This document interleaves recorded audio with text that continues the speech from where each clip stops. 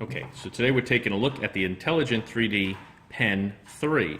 This is a 3D printing pen. All right. Basically, what it comes with is a couple spools of the sample material, the pen itself, and the AC adapter. Okay, we're going to put and a small manual that explains everything. I'm going to show you everything here and how it works. So we're just going to put this aside for the moment. And let's show you the pen. I have the AC cable plugged into the wall. We're going to plug the other end into the pen. And the first thing that comes up is asking you which of the two types of material are we using. The one we're using here is called PLA. So we hit the select button and it starts warming up. Now, the few buttons on here, this will be to select the temperature up and down, all right? And you can choose the temperature. Based on the material you're using, it'll tell you the suitable temperature for it. These two buttons control the speed, the output speed of the material from the tip, okay? And this is the forward button, and this is the reverse button. With the forward and reverse button, for example, the forward button, you press it once, you don't have to hold it, the material starts coming out, and when you're ready to stop, you press it again, all right? So now that it's green here, means that it's warmed up enough, and I bought additional material. As you can see, you can get quite a bit of it here. And it's good to have because it does go pretty quick, and certainly what comes with it is not enough to do a lot. You certainly want to get an extra kit with it. So you take the material here, and I just have a small cut piece, all right, and you insert it into the back of the pen, and then you press the feed button, and it starts feeding, and you can feel it grip it, okay?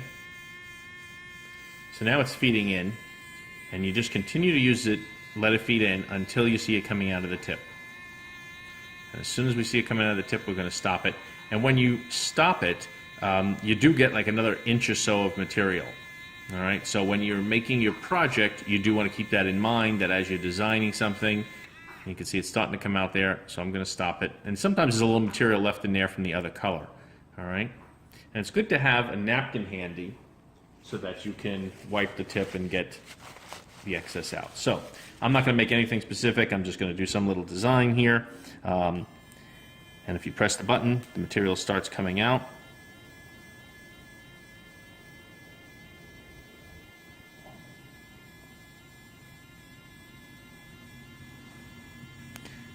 And you can see we can make something here.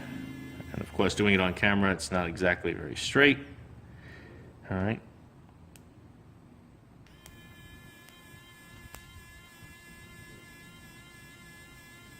When you take time and base it on the speed, depending on the project that you're doing, and you set the temperature properly, everything does work a lot better.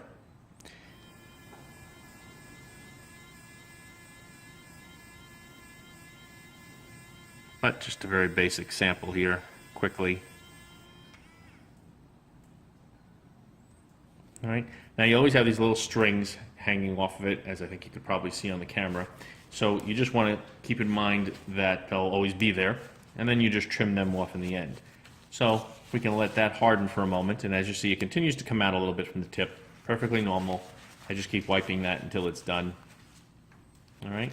Now, if you put this down for more than about, I don't know, like 60 seconds or so, it'll go into standby mode.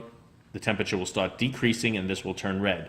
When you come back, you press the feed button one time, you'll see it start warming back up, and then when it turns green, you press the feed button a second time, and it'll start coming out again. So if we put the pen down now, and this is pretty much hard already, but sometimes you want to give it an extra moment.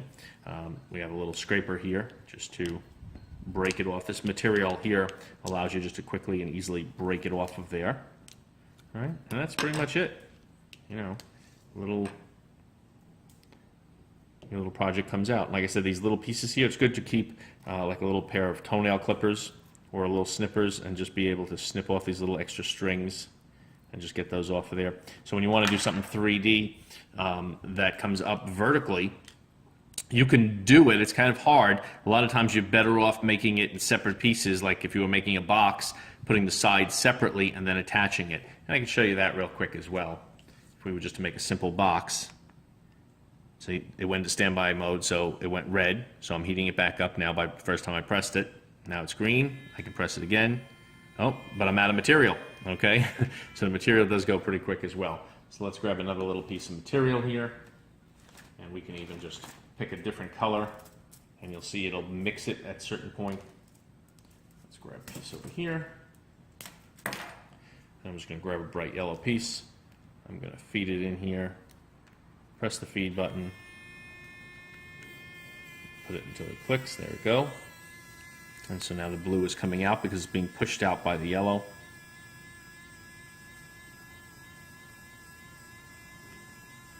At some point it will change from blue to yellow. So I stop that. I can start another one.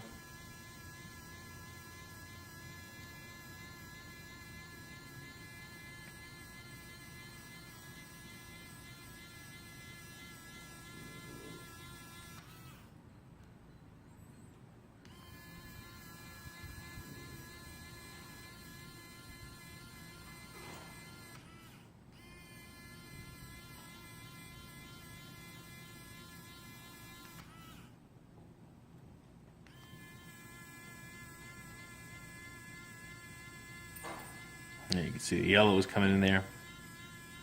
So you do have to purge out a different color when you're ready for a new one. All right, so I'm just going to show you with those basic 4 sides there. We'll let that cool. It cools pretty quick. Okay.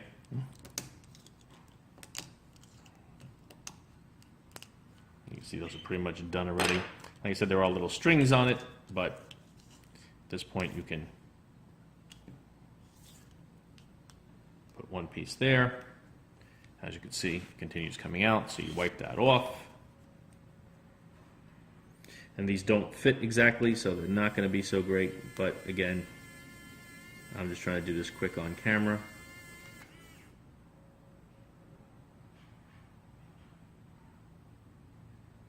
It only takes a moment for a side to harden.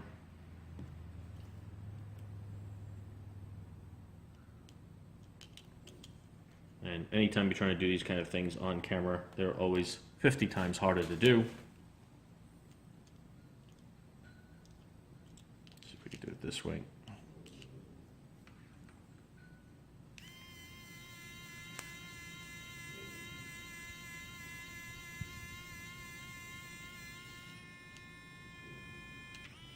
All right, well, you get the idea.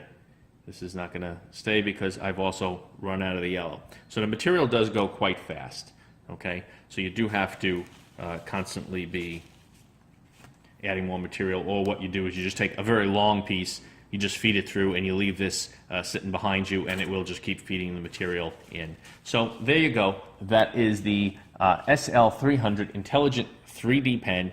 I'm going to show you some pictures now of some items that my kids made, and you can get a better idea of some of the things you can do with it. Thanks for watching.